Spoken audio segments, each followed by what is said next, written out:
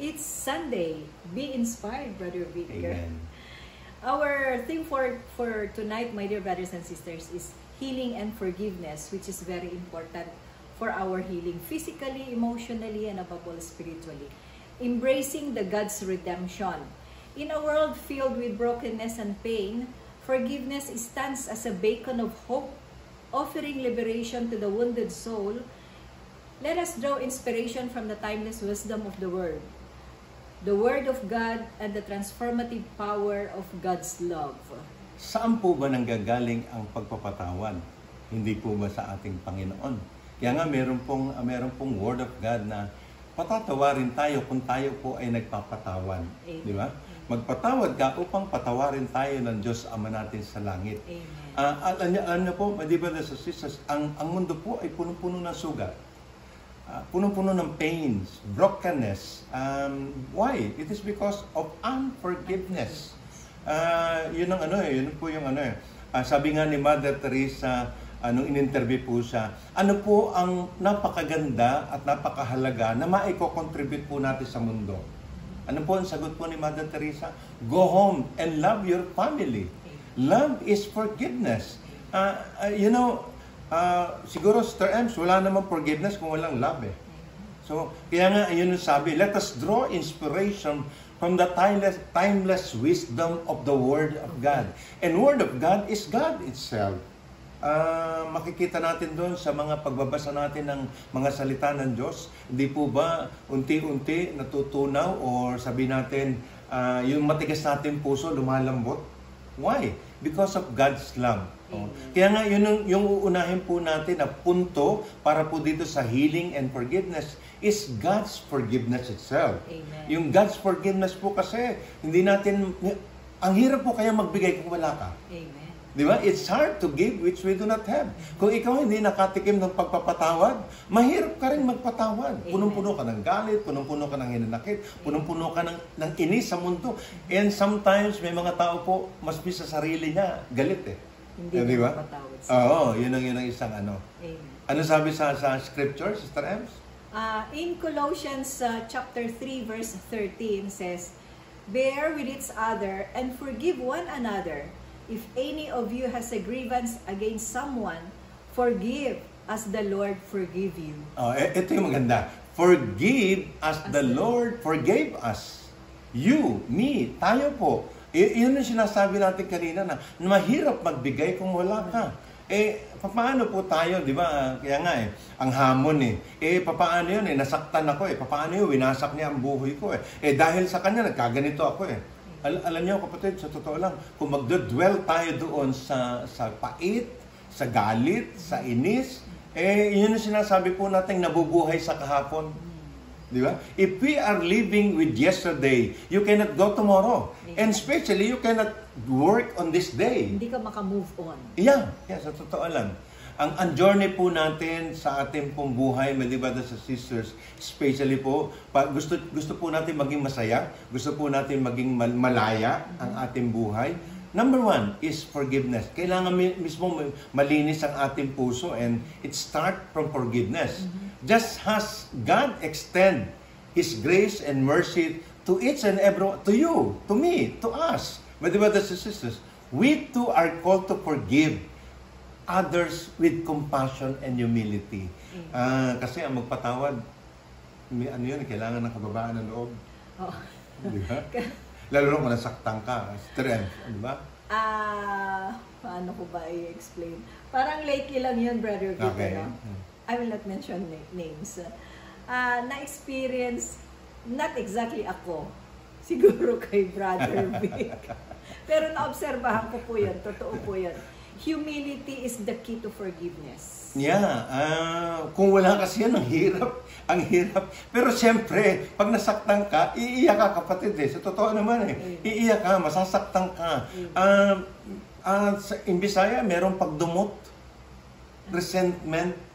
Pero kung kilala mo ang Diyos, there is something there na ang panawagan ng Diyos. Hey, pinatawad kita Brother Vic, tutuloy ko yung sharing. May kaibigan po kami, ganyan-ganyan. Tapos, syempre, hindi natin matatanggal yung hinanakitan, something ganon. Eh ngayon po, parang si Brother Vic, babanggitin ko lang si Brother Vic. Si Brother Vic po may nagsabi sa kanya na, sige na Brad, ikaw na ang mag-move. Kasi sabi niya, sige pag-pray ko. So, naririnig ko yan, sabi ko, Lord, send your spirit kay Brother Vic, the spirit of humility, para magawa niya. True enough, my dear brothers and sisters, with the prayers, natanggap ni Brother Vic, nagpakumbaba siya. And then, after that, gumanda ang relationship pa ng isa't isa. What is the solution? It's not a secret. Hindi po sekreto yun. There are things that everybody say, accept it. Accept it. Tanggapin mo yun.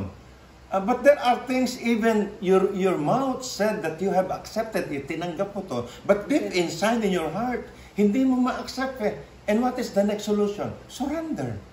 Surrender. When we raise our hands, my dear brothers and sisters, and we surrender, God can take over. The Holy Spirit can take over. Amen. Pero until na ikaw, hindi ka sumusurrender, and surrender is humility. Amen. And that is humbleness. And when we take humility, my dear brothers and sisters, mabubuhay ang Espiritu. Doon po yung lagi ko po kinikwento, siguro tatandaan po ng iba ito, na para po matanggap natin yung gifts of the Holy Spirit. Ano yung mga gifts of the Holy Spirit? Prophecy, wisdom, healing, miracles, speaking the word of God. Para po magbunga ito sa atin, we need first to live with the fruits of the Holy Spirit. The love, the joy, the peace, the kindness, the forgiveness, di ba? Humility, understanding, self-control, sama-sama na po yun, my dear brothers and sisters. Ako, I thank God, I have my wife keep reminding me. Alam niyo yun, yung minsan may mga panawagan sa atin ng Panginoon eh. Sa totoo lang, a man lose a prayer, it will be the end. Prayer is one of our what to call this, it's not weapon, kundi ang ating kasama. Ang banggit mo doon kanina, the beacon of hope. The beacon of hope. Second point, my dear brothers and sisters, release from bondage. Paano? Kasi may bondage kasi mayroong parang nakatali ka. Di ba? Ang hirap-hirap. Ano sabi sa scripture, Sister Ems? In John chapter 8 verse 36 says, "So if the Son sets you free, you will be free indeed." Indeed. Sinong Son? It's Jesus. No, it's Jesus Christ. If Jesus Christ, we accepted it and we set us free, indeed we are freed already. Malaya ka na. You do not dwell anymore on your past. Minsan po kasi marami pong tao nabubuhay sa kahapon. Hindi niyo malimutan yung mga resentment niya, yung ginawa ng asawa niya, ginawa ng husband niya, ginawa ng magulang niya, ginawa ng anak niya, ginawa ng kaibigan niya. Kung ako po ganon, ang dami kong ipon. Ang dami kong savings ng resentment. Savings ng unforgiveness. Papangit ka, kapatid. I tell you, pag ikaw punong-puno ng amuhi, pag ikaw punong-puno ng galit, pag ikaw hindi makapagpatawad, may di ba sa sister, sorry po, ang pangit mo. Ang pangit mo. Kahit ano pang gawin mong pintura sa mukha mo, kahit na ano pang magandang makeup ang bilin mo, may di ba sa sisters, kahit mamahalin pang pabango o makeup, hindi po maitatago pag meron kang resentment. Amen. Forgiveness is not only an act of mercy towards others, but also a gift. We give it to ourselves. Alam niyo po ba, pag nagpatawad po kayo, minsan po kasi akala po natin, pag nagpatawad tayo, ang lumaya lang yung pinatawad natin. No! Ikaw ang unang lumalaya. Ikaw ang unang nagkakaroon ng saya. Ikaw ang unang, ikaw ang unang nakakawala. Di ba? Nakabilanggo ka dati dahil sa resentment mo, sa galit mo. By releasing the chain of bitterness, resentment, we experience true freedom. Liberation from burden of the past. Ako, siguro, alam ni Sister Emma yun eh. Hindi ako nabubuhay sa kahapon. Yung tapos na sa akin. Sabi nung Si anak ko ba yung nagsabi na, kaibigan ko, yan ba tao na yan? Ang tagal-tagal na, ang dami nang ginawang kalukuhan sa'yo. Hindi ka pa rin sasawa sa kanya. Sige ka pa rin yung entertain sa kanya. Sabi ko, yun ang turo ng Panginoon. Di ba? Si Judas nga, pinatawad ng Panginoon. Si Peter, si Peter, ilang beses nagkamali. Pinatawad ng Panginoon. Ikaw at ako, kapatid ko, maski ilang beses tayo nagkamali, lumapit lang po tayo sa ating Panginoon. Amen. Patatawarin po tayo ng ating Panginoon. You know, when forgiveness comes, when we give forgiveness and we receive forgiveness, number 3 is healing of soul. Minsan kasi akala natin body lang ang importante. Ang body po nabubulok. Ito po, tingnan nyo, sinyo na, kulubot na po. Kulubot na po. Wala na po yung, ano yun, sa Bisaya, hamis, yung kinis ng mukha. Physical yan eh. Pero on soul po, gumaganda na gumaganda. At pag ang gumanda po ang soul po natin, pati po mukha po natin, pati po yung physical natin, sumusunod po siya. Ano sabi sa scripture, sa healing of soul, Sister Ems? Healing for the soul, in Psalm 147, verse 3 says, He heals the brokenhearted and binds up their wounds. Yung sugat po, pinagagaling ng Panginoon yan. Kailan yun, Sister Ems? Last Wednesday yata, Thursday, na nagkasugat. Wednesday, nagkasugat yung aking, sa sobrang pagmamadali, kasi magsisimba ng Wednesday, pati po yung aking mole na ahit ko, nagkasugat. No, di ba? So, panayang prayer ni Sister Emma, pray over, no? Yun yung sinasabing, it binds the wounds. When we forgive, my dear brothers and sisters, ang soul po natin, no? Ang broken-hearted po natin, gumagaling po yun. At yung sugat po natin, wala na, peklat na lang. Di ba? Yun na lang ang makikita mo eh. Because forgiveness is a sacred journey of healing the soul. Yun po yung napakaganda. Pag ang tao po lagi mapapatawad, my dear brothers and sisters, lagi pong magaling po yung ating pong kaluluwa. Amen. As we extend our forgiveness, we allow God to heal. Healing graces to mend the wounds of our heart. Not only the person the person na pinatawad po natin, kundi tayo po mismo, yung wounds sa ating heart. Alala ko tuloy yung na-angiogram ako nung 2015 eh. Na-relate ko tuloy yung hearts na mayroong wounds, no? Pero yung wound po sa heart na sinasabi po natin, pinag-uusapan po natin, ito po yung sugat. Pag hindi ka nagpatawad, ayaw gumaling. At marami pong nadadamay. It's restore us to wholeness and peace. My dear brothers and sisters, when we forgive. Marami tayong ganong karanasan, Sister Ems, di ba? Siguro nga po, kaya nga, ulitin ko, last episode natin last week, binanggit ko na to eh. Nung nag-simple celebration kayo ng classmate mo, bakit daw ang bata-bata ng itsura mo? Bakit ba? Sister Ems, sige daw. Bakit ba? Brother Vic, pinagdudugtong-dugtong ko. From the time na we joined the renewal, nagkaroon ng deeper relationship with God. Na number 1 is forgiveness. Kasi syempre, nung kabataan natin, maraming hinanakit, tanim sama ng loob. Oo, sama ng loob. Pero, yun nga, in God's perfect time na ibinigay ng Panginoon yung time na nagkaroon ako ng relationship kay God na yun nga, the forgiveness is the key. Yun po yung susi ng kagalingan ng aking kaluluwa at yun nga, I don't dwell with my past already. Wala na yun eh. Tsaka parang tinuro ni Lord sa akin yung sasabihin niya, tawag nito, huwag ka nang mabuhay sa nakaraan. Sa kahapon. Let go and let God. Amen. Without God, we can do nothing. Amen. Without the Holy Spirit, my dear brothers and sisters, ang hirap pong gawin, ang hirap pong magpatawad. Kaya po kailangan talaga natin ang Diyos. No?